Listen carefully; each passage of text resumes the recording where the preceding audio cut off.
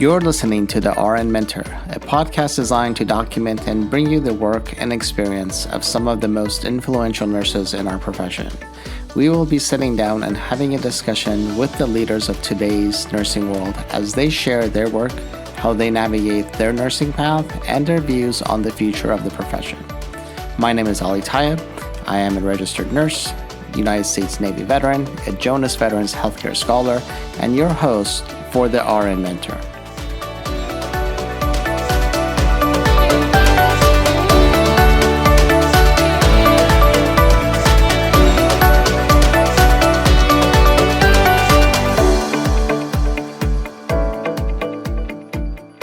Hello and welcome to this week's episode of the RN Mentor podcast. I am super excited to be joined by Dr. Danielle Mccammy. She started her nursing career at Georgetown University Hospital in the PACU and Medical ICU. Shortly afterwards, she obtained her Master's of Science from Georgetown University, specializing in acute care advanced practice. She then received a doctorate in nursing practice from Georgetown University. She has 18 years of critical care nursing experience and 11 years as an acute nurse practitioner. Currently, she works as a chief advanced practice provider of pre-anesthesia testing department and senior advanced practice provider in the surgical intensive care unit. In addition, she is the co-creator of and chair of the Doctoral Nurses Collaborative. Dr. McCamey was inducted as a fellow in the American College of Chest Physicians back in 2019 and was recently elected as the vice chair of the Palliative and End-of-Life Care Network, where the focus is on education, raising awareness, and palliative and end-of-life care in chest and clinical practice. Dr. McCamey is the founder and CEO and president of the DNPs of Color. Welcome to the show. I am so excited to be here. Thank you for inviting me. Thank you for being here. You and I I want to say accidentally became connected through Instagram. Yes. So thank you for being here. And we have a common person that we both happen to. One of my former guests on the show, Dr. Ferreira. Yes. So he's an outstanding mentor and individual. Indeed. We can talk dirt about him later, but for now, sounds good.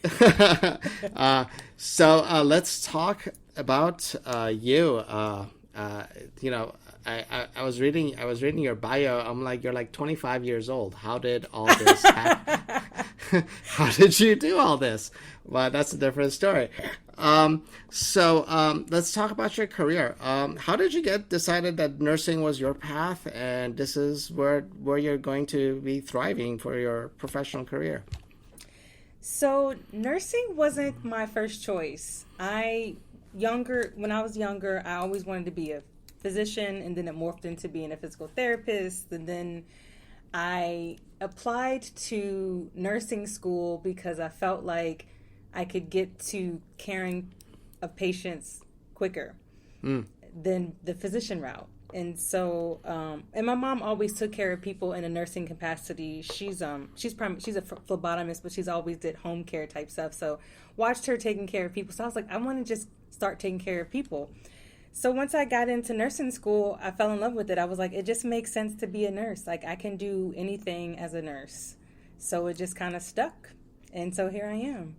That's fantastic. What was your path in going to nursing school? Like, did you have was other than your mom, was there any role models that you looked at and said, hey, that's what I do? Was it easy getting into nursing school, or what was that process for you? Well, I got into healthcare because of my mom, and then I also read Gifted Hands. So for a while, I wanted to be a neurosurgeon. Wow.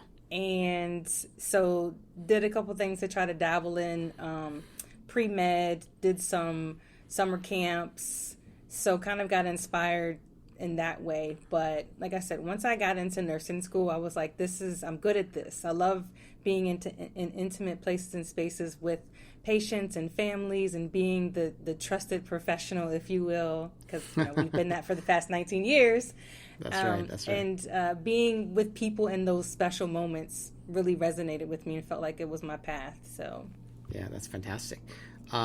You started in the PACU in a medical ICU, and then you went and got your master's. What was the inspiration for you to move on and get your master's degree rather than just be happy with where you were? I actually was happy being a medical ICU nurse. I started off in PACU, then transitioned to medical ICU. But it was my great uncle, who I consider a father figure, that said to me, you know what, Danielle, you need to start expanding your career, looking into getting more education. And at the time, he had the foresight of understanding the landscape of healthcare, that it was moving toward embracing advanced practice in the primary care setting and also being expanded in different specialties. So he encouraged me to go. And at the time, Georgetown had this awesome scholarship opportunity that those that applied and got in, they would have a partial scholarship. So a portion of the tuition paid for nurses that worked at Georgetown to go to Georgetown. Oh, wow. So that was an offer I couldn't refuse. So I applied and thankfully got in and took advantage of that opportunity. That's great. It's always nice to hear organizations that support, like significantly support, because I know there's two issues that usually people run into whenever thinking about going back to school. One of them is time. The other one is money, which often we don't address, right? So I think it's important when organizations actually step up and say, we want you to, wherever you are, to come to the table with more knowledge. I think that's fantastic when they make those opportunities. Now, I have to ask about your uncle. What does your uncle do, and how did he have this insight? I love my great uncle Mike. He is a former Capitol Police officer of 40 years. Wow. And he's always kind of been very intuitive, very visionary, very always seeing the landscape 10, 20 plus years ahead. And I guess that's probably from his police training, anticipating, evaluating, making decisions. And so, like I said, I view him as a father figure. So I take heed to his wisdom, his guidance and direction. And he currently is living with my mom, but me and my mom, we take turns taking care of him. He's in his mid 70s. And so it's kind of fun to have him around and help take care of him. Yeah, it's always nice to have wisdom around you.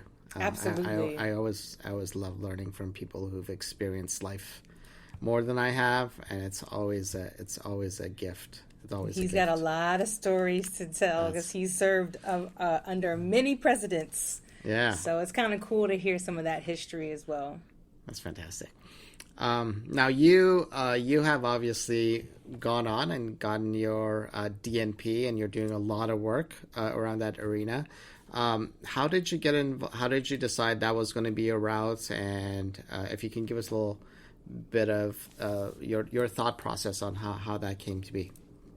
It's so funny because every response that I have for you was like, I was comfortable having my master's. I never thought about getting my DNP. And so that's how it is for my DNP. I had been a nurse practitioner for about 4 years and in the surgical critical care team. And one of my mentors, we were on a night shift in the cardiovascular recovery room, and he had just finished up his PhD, and he's like, Danielle, you need to go back and get your doctorate. And I'm like, I'm good here. I finally don't feel like a novice. I feel like I'm understanding critical care. I'm comfortable. I think that I'm okay with that. And every time he would see me, he was like, you need to go back. You need to go back. So I actually applied, and I applied to a couple schools, got into a couple of programs, and just the timing wasn't right. So then I just kind of stuffed it in my back pocket, and he came back again, was like, so how about you going back to get your doctorate? So I applied again, and then Georgetown actually was in the process of creating their DNP program, and they offered a scholarship, and I applied and got in, and so here I am, class of 2017, cohort 2. We call ourselves the 12-pack. So, and that was, again, taking advantage of another scholarship opportunity was great. So I'm a double Hoya. Wow, that's fantastic. Again, those opportunities for somebody else to pay for your education. I'm so grateful. Yeah, I went into my PhD program thinking that I was working on the service side and making enough money. And a couple of years into my PhD program, I resigned and went into academia. And I'm like, oh my God, how am I going to pay for these loans? And then thankfully, I applied for a HRSA grant after I graduated. Ah, nice. And I'm about to finish my third year of them paying my loan, which is huge. I mean, for what I paid for my PhD program. So 3 years, and I'll have about a year of loans left. I'm hoping, nice. Fingers crossed. But yeah, they paid a huge chunk of it, and I'm thankful for that. But yeah, again, anytime you can get, for anybody who's listening who's worried about money, get somebody else to pay for it. That's the moral of this story, right? Exactly, the pearls from this talk. From this talk, get somebody else to pay for your school, or as much of it as possible. That's fantastic. Now I know you've done a lot. You've done a lot, and I want to make sure I touch on how do you have. Well, first of all, how do you have time to do all the things that you're doing? Because you are. I'm reading this. You are.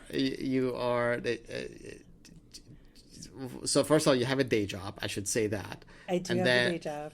And then you're also chair and co-chair, and you're president and CEO of. And you're like all these side jobs that none of them pay you probably anything, right? It's all like this volunteer time. So let's start with and I have to ask because I'm sure that I've never heard of it. I'm sure other people haven't heard of it. What is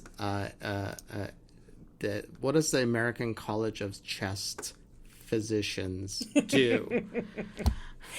Well, the American College of Chest Physicians, it's a medical association, and they focus on the field of chest medicine, which includes critical care, which is how I got involved, sleep medicine, pulmonology, and also palliative care, which is I'm the vice chair of that particular committee. And with my critical care group, a lot of us are members of CHEST, so that's kind of how I got connected. And they do an awesome job in creating space for advanced practice providers, in offering opportunities, leadership, speaking. So the environment is really conducive for elevating to be vice chair as a nurse practitioner and pathway to fellowship. And they also provide you with mentors when you if you identify if you're having a desire to be mentored. And so that's kind of how I got these opportunities. My mentor,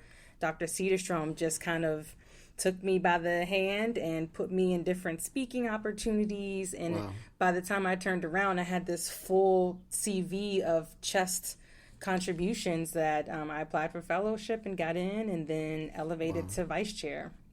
That's outstanding. Now, this is primarily like a physician-led group. Yes.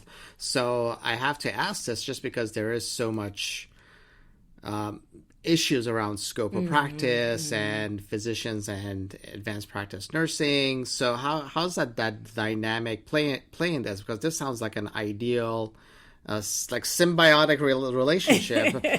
So how did how do they approach this that is different than what I don't want to say what I normally see, I should say, which is this like more of a not like you stay in your lane, we stay in our lane type of a mentality. This is so much more ideal. I would have to attribute to the leadership. They're very innovative, progressive, and really being intentional about being inclusive, and also recognizing the value of the advanced practice provider on the healthcare team. And so my experience, I've been in CHEST since, oh my gosh, I've been there for a while, for a couple years now, and I've never run into any of that weird friction about scope creep or any negative interactions with any physicians. And I go to the annual meetings. I've been going for like the past 5 years, and we collaborate on different talks, educational offerings. So it is ideal, but I mean, I'm sure there's some folks out there that don't necessarily agree, but from my experience being in at least 5 years, I have never experienced that at all. Wow, that's fantastic. That really is that would be the like, for again, not to overuse the word ideal, but the ideal situation where we have nurse practitioners and physicians working as colleagues, as opposed to this hierarchy that a lot of people tend to push and doesn't work. That's great.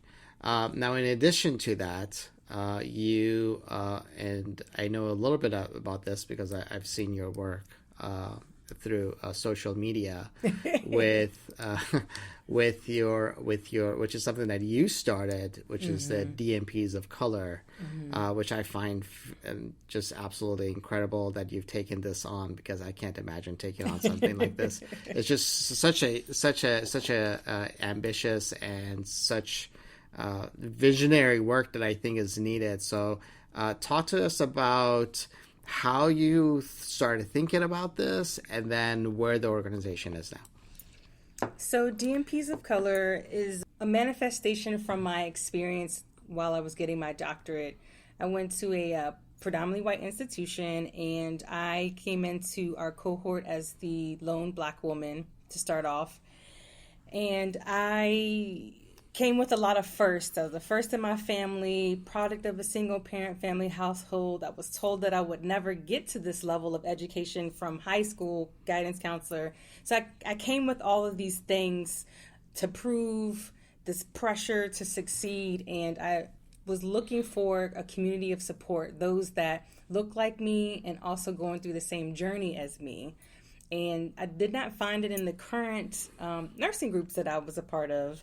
And so I just created a random Facebook group, which at the time I didn't think that it would, snowball into what it is today. And we probably within the first couple of months had about 200 people in that group having the same feeling of wanting community, wanting support, wanting to network, looking for mentorship. So we kind of fostered that within this social media group. That was back in 2017-ish. And so now 2021... we launched officially as a nonprofit back in May 2020, which launching during pandemic, hindsight, probably wasn't the best. But we had been sitting as a nonprofit since 2018, and it was like, we got to get started. Just pull the trigger on it, right? Pull the trigger. And so we did that. And so now we're up to about 1,500 individuals in our private Facebook and LinkedIn communities. And now our folks are like, we need to be a membership-based organization just so that we can start representing the voices of DNPs of color, getting more impact. And that's kind of our mission, is to create mentorship, networking, and advocacy so that we can increase diversity in doctoral studies, clinical practice, and leadership. And so this year we launched our committees. We have 6 committees that are focusing on different aspects of our mission and getting some work done so we can have some impact. And so I'm really excited about that. And then we're laying the foundation so that we can become a membership-based organization, hopefully by the end of this year. So I'm really looking forward to that. That's fantastic. Now, there's definitely a need for more nurses of color out there and representing and role modeling. So looking at that and looking at what the composition of nursing is now, and even looking at some of the data that's out there, we are still falling short in looking at nursing and the composition of nursing and the composition of our communities. So doing some of the work that you've already done, what do you think would be like a situation where we recruit more representation into nursing? How do we do that? Or what is your thoughts around that? It's got to be a intentional, multi-pronged approach. I mean, we need to hit people early, and then also people that are mid-career, in providing the opportunity and also the funding, like we talked about earlier. A lot of the barriers are time and money. And so looking to creating pathways. So, and I think you and I talked about what does some of the pathways look like, starting with high school? Do we do as early as middle school? But also looking to the early career professionals as well, making that transition and focusing on those to get into terminal degrees, earlier career versus later career, so we can utilize them in that full capacity and having their doctorate a little bit longer than later in life. But again, it takes intention, financial support, and multi-prong approach, I feel. And for example, so one of the issues I know from, like, even when we look at a faculty perspective, right? How do we draw from that community into academia, which again, looking at this again, a lot of people that I've spoken to, one of the things that they always say is not either. It's usually because academia doesn't pay enough, right? Which is an issue across the board. How do we attract people into academia? Because some people say, oh, well, nurses can get a second job, or they can they can do something else. I'm like, they already have a job. We shouldn't have to get a second job just to compensate for the fact that academia doesn't pay us enough, right? So how do we attract more nurses of color specifically into academia, where we know representation matters, and we know we don't have enough representation. From an academic perspective, I have my own thoughts of why we either don't have or we sometimes don't retain. But what are your thoughts on this? Yeah, so separate from the financial compensation issue, some of the conversations within our communities is the lack of mentorship or not feeling adequately prepared to even apply. And so one of the initiatives we're looking to create is a post-DNP faculty of color fellowship program, where we'll look to create education to help individuals that are interested in faculty get that additional faculty-specific knowledge and training to feel adequately prepared to apply. And then we're also looking at a model where we'll collaborate with different institutions and actually kind of have like a preceptorship, mentorship program that runs alongside them as faculty, where they'll have a reduced workload, but also taking this kind of education track of mentorship and knowledge-based skills type program to give them that confidence. And then also, institutions should look toward not recruiting faculty in silos, because that's a lot of retention issues, is that being the lone ones is a lot of pressure. There's a lot of things that happen, that microaggressions and whatever pressure that lone faculty of color experiences that creates that pressure, that stress and then they ultimately leave. But from our perspective as DNPs of color, we want to focus on providing them that education to feel confident and more equipped and prepared. Yeah. I mean, you hit on some significant points there. And I think I'm 100%, 110%, I should say, on board with the lone faculty of color, because I know there's institutions that is one of the major problems. They have one faculty of color, and I hate to even say this, they tap them for anything that's diversity related, that's Black Lives Matters related, that's and it's like, it's exhausting. It is. It can't. Well, I mean, I can't say it is, but I can imagine it can be, right?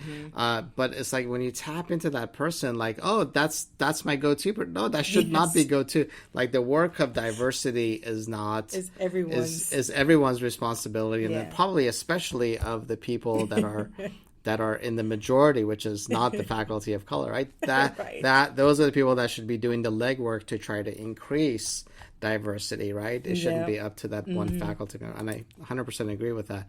And I think we just don't, and I don't know why that is, or why that's not as obvious to organizations, but we need to definitely do a better job at that. Now, I want to talk about a little bit more about DNPs of color, because I know you're looking to go towards a membership-based kind of organization. What would be your ultimate goal with this, as far as impacting not only the individual lives of the DNPs that are part of the organization, but what would be your thoughts about like overall impact of DNPs of color, like with a community, within society, within the nursing profession? What would that ultimate goal for you be, or what would be the ideal situation for you be? Yeah, so we want to hit a variety of different places. We do a lot around student education, but so providing networks are key. I mean, one of my colleagues always says, your network is your net worth. So encouraging scholarship in this way, where people are in places and spaces to have an expanded network, so that we can start elevating and inviting people at the table to where they're even just setting the table. So they're setting the agendas, they're being the leaders in the institutions, they're being the PIs on research projects, they're being the chief of the department. So elevating in that way, expanding in that way, in terms of DNPs being a large group with a large, powerful network. Secondly, mentorship. You can't get enough of mentorship, whether it's career, doctoral studies. So we want to be a source of mentorship to help cultivate the next leaders, teachers, providers. And then advocacy. We want to look toward having seats at the table to influence policies that are relevant to our community, looking to community programs, being present in the communities, speaking on issues like, vaccination hesitancy. I hate that term. I prefer vaccination thoughtfulness. So elevating the voice of the person of color experience, from being a student, being a professional, being a clinician, being a researcher, being someone that's heavily involved in legislation and policy. So we have a lot of impact areas that we want to focus on, and I think that we can do it. Our community is super engaged. A lot of people, like our committees, we have 6 committees, and we have at least 30 people in each committee. So wow. People are ready for this space. They're ready to do the work, and they're ready for kind of focusing on those impact areas so that we can elevate our voice. That's fantastic. Now I want to, sort of also give you a platform to, if there's anything like you need for this organization, like who would be, if you could ideally partner with other organizations, because partnership is just as important from an organizational perspective, just like your individual networking. If you could partner with other organizations, what would some of those organizations be, and how do you think you would? Well, I can tell you how you could benefit them. I mean, just from your membership alone, I think they would be better off for it. But from how do you think they could help your organization be impactful the way you would like it to see?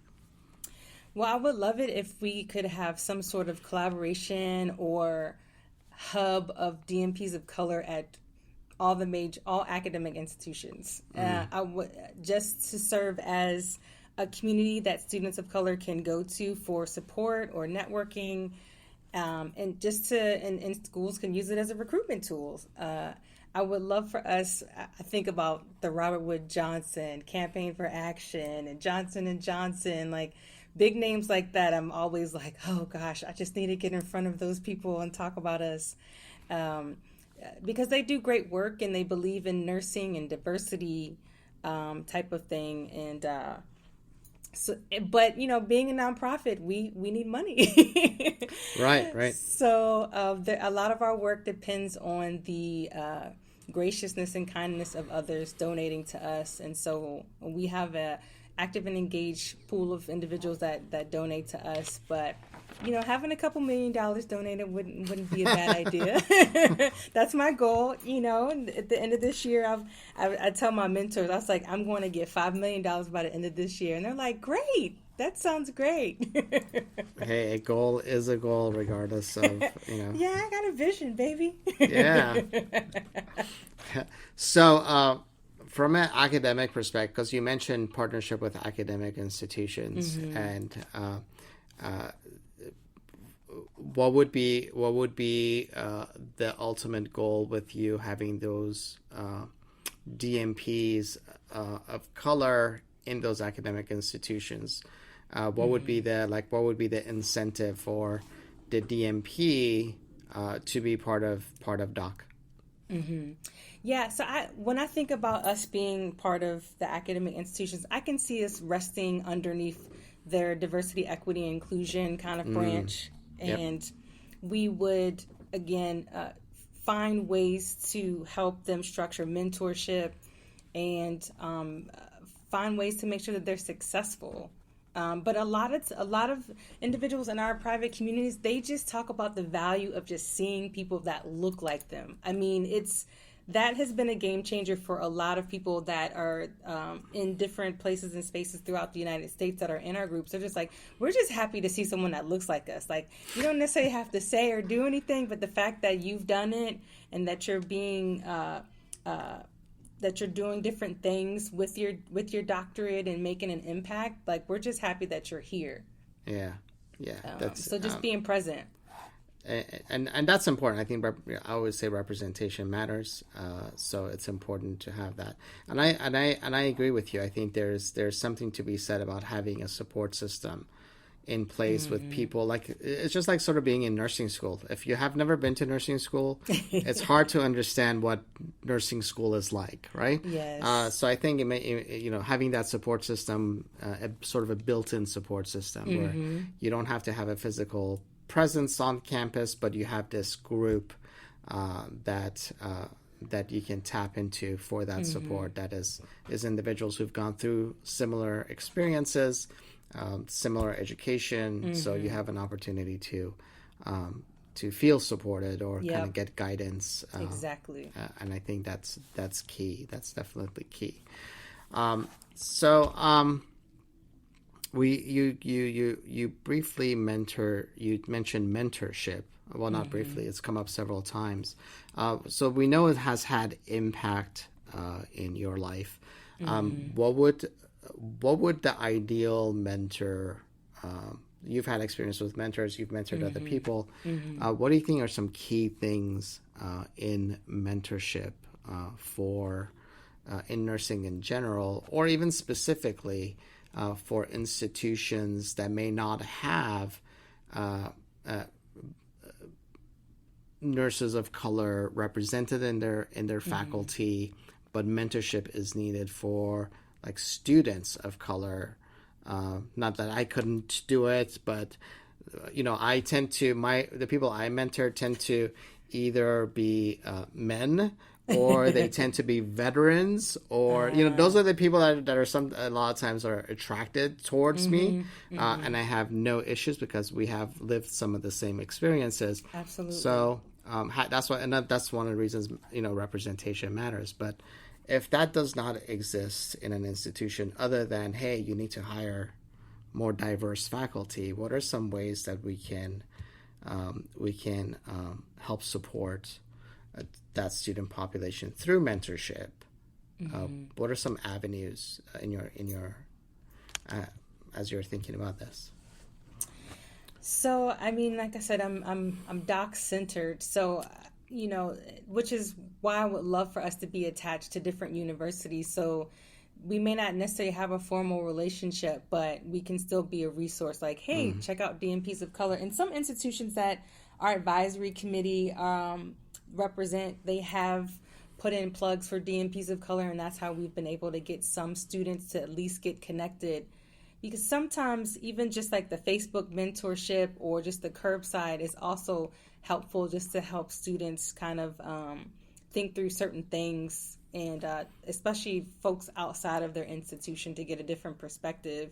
But in terms of solving the mentorship for academe, oh man, that's a whole other conversation. That's a lot of work. That's a lot of work. It's a lot of work.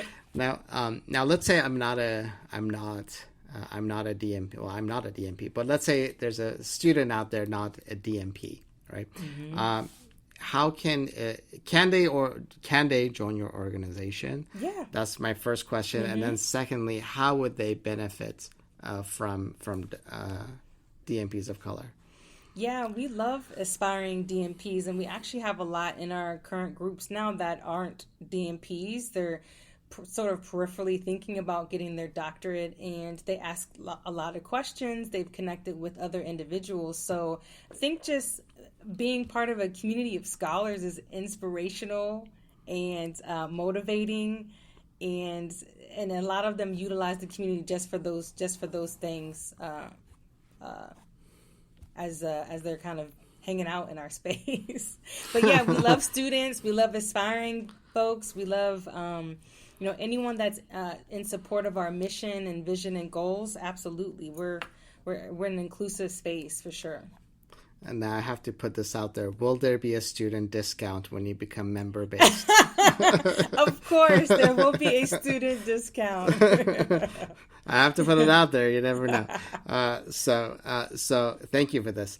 Now I have to, you are DNP focused. So a lot of, and this has been one of my issues over the years, and I'm just tapping into this because you're well versed in the DNP area. And there seems to be confusion because sometimes when I've asked DNPs what's the role of a DNP, there's questions on what the role of the DNP is, because some programs seem to be research focused, and from a PhD perspective, not that I'm trying to be exclusive, but I'm like, but why? But I'm like, I don't know if that's what the DNP is supposed to do. Not that you can't do it, but I mean, what is the role of the DNP in the overall scheme of it? How do you see the DNP role evolving? Because it's really not that old. It's fairly new. In the overall scheme of things. What's the role of the DNP? Well, I have to encourage people to stop saying that DNP is a role. It's our terminal degree. It's our level of education, because we don't say PhD role, right? Well, I see that. Do you? I haven't heard anyone say PhD role. Maybe I haven't hung out with you long enough. That might be right. But having a terminal degree in nursing practice, the beginning of it was that it's a degree that translates the evidence. A clinical doctorate that focuses on translating the evidence, focusing on evidence-based practice, QI, PI things. Right. I think that we're at a place and space where DNP's been in existence for nearly 20 years. Looking at some of the data coming out of Campaign for Action, over the past 10 years, there's been 40,000 DNPs that have graduated and 7,000 PhDs that have graduated. Right. And so either that's multifactorial as to why there's so much of this lopsidedness, but the fact still remains that looking at those that have their DNP in a different way, for me, I feel like we're at a crossroads with this clinical doctorate and looking at expanding it beyond it just focusing on clinical practice and evidence-based work. And a lot of people think that's controversial because they are really hardcore about separating PhD being the generator of new knowledge, PhD being the translator of knowledge. And I'm in full support of that, but also providing opportunity for DNPs to get expanded knowledge and skill to look at doing research. And that might just be post-DNP. And so for me, DNP, they teach us to be innovative. They teach us to be forward-thinking, to do disruptive innovations. And so for me, I like disrupting. Yeah. I like being innovative. And I feel like I've earned my terminal degree, and that affords me to be able to put myself in places, spaces, and acquire the knowledge to do some work. And whatever that work I define, that's the work I define. Yeah. And I agree with you on this. But so how do we make, so the reason I call it a role is because PhDs have historically have had, and I call it the role because PhDs have gone into academia, they've gone and has become as nurse scientists. But even outside of academia, there isn't a lot of space in the nursing world for PhDs, unfortunately, right? Like you see little bits and pieces of PhDs kind of scattered around, but primarily we're in academia. And the reason I called the DNP a role, it was really when it started out as a clinical kind of pathway, which over time it's gone into administration and some other things that also have an opportunity. And I like the reason I asked you is because actually on your webpage I know how you defined it, and that's why I want to I wanted you to speak on this.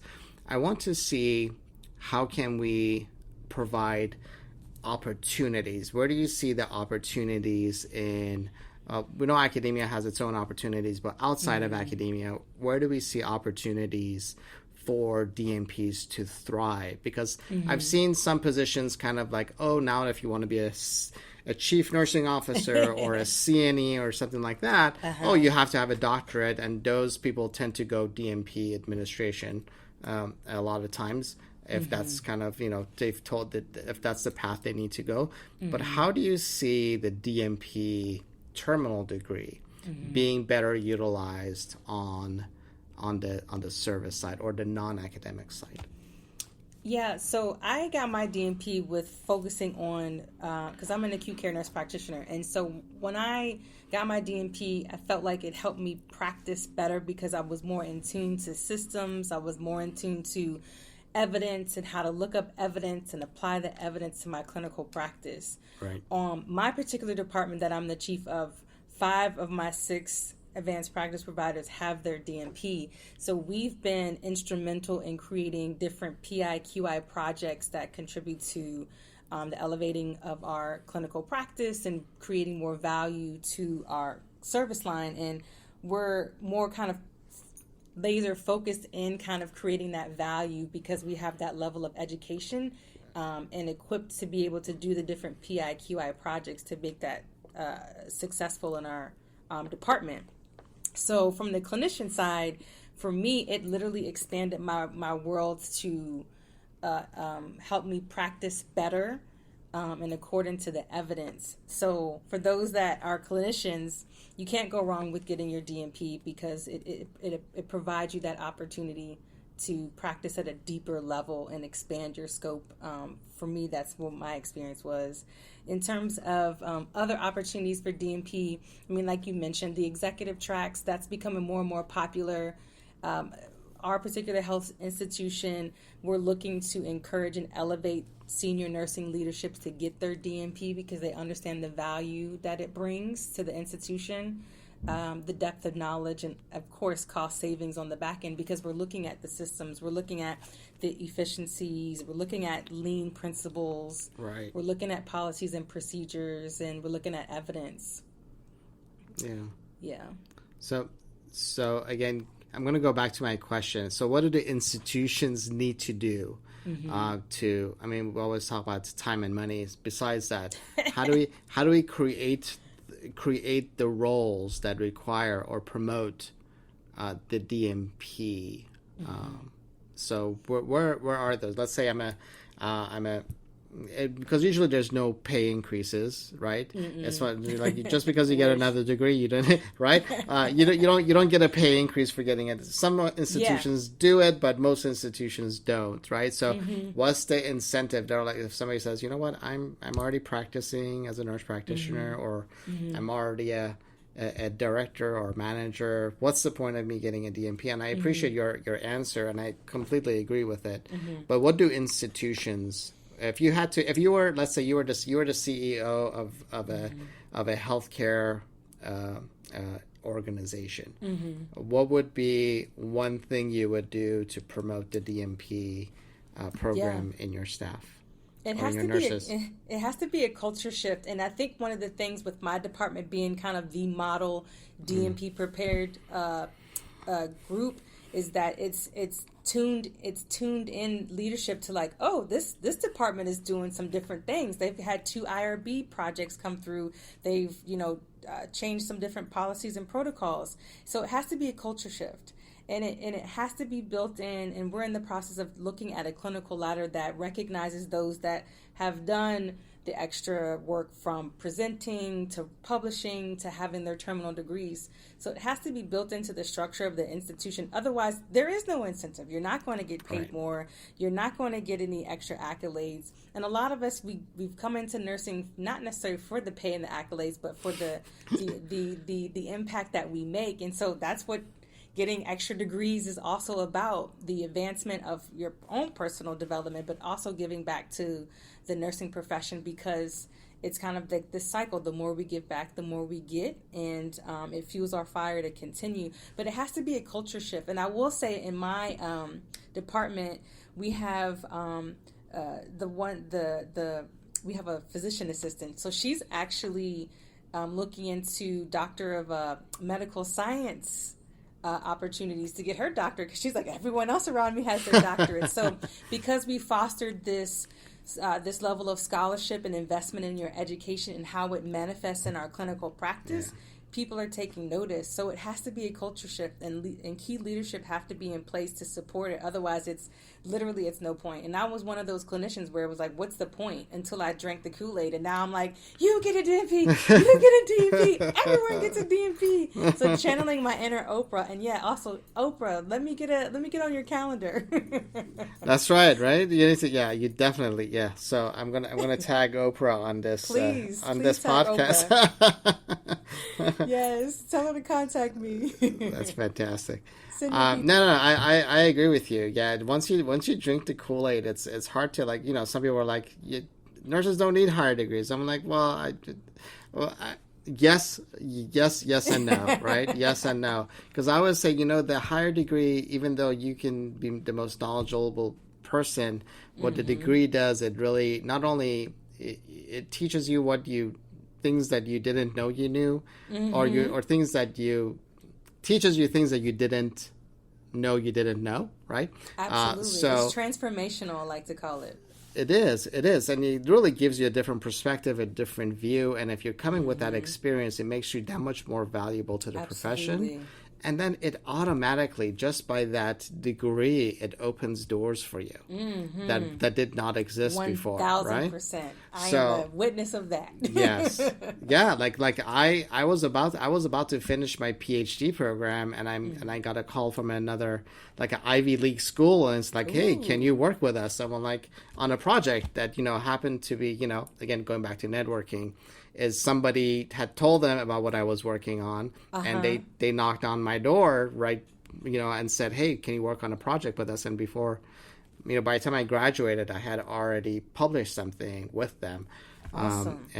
Awesome. But they wouldn't have done that if I was a BSN student or a BSN prepared nurse, because I wouldn't have had those opportunities to work on the things I was working on, and they would have never heard of me. So there's always opportunities for us to advocate and do more work, just because the degree by itself, and some people say, well, that's not how it should be. But unfortunately, that is how it is. And until we change that, we need to step up to the table and do more. So I agree. Thank you so much. I appreciate your time. Anything else you want to share with us? And before you do that, I'm going to let everybody know I have your website, your full bio, your contact information, your Instagram account, your LinkedIn account. Everything's on the website. So definitely, awesome. Hopefully you'll hear from a lot of people. But anything you'd like to leave us with? Get your DNP. get your DNP. That's what I have. That's fantastic. Well, thank you so much. I know I caught you after work, so I appreciate you being here. Always ready. Appreciate your wisdom. I wish you the best of luck. We're going to stay connected because you and I have work to do. We do have work to do. I agree. More to come on that when that happens. So we've been listening to Dr. Danielle Mccammy. And like I mentioned, all her information is on the website. I look forward to your great success, and I wish everybody a great rest of their week, and we'll see you soon. Thank you very much.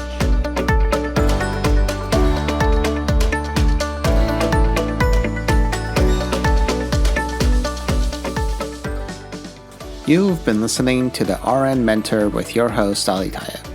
Please don't forget to visit www.alirtayeb.com. That's www.alirtayeb.com for podcast notes and resources, and don't forget to subscribe. Until next time, I wish you fair winds and following seas.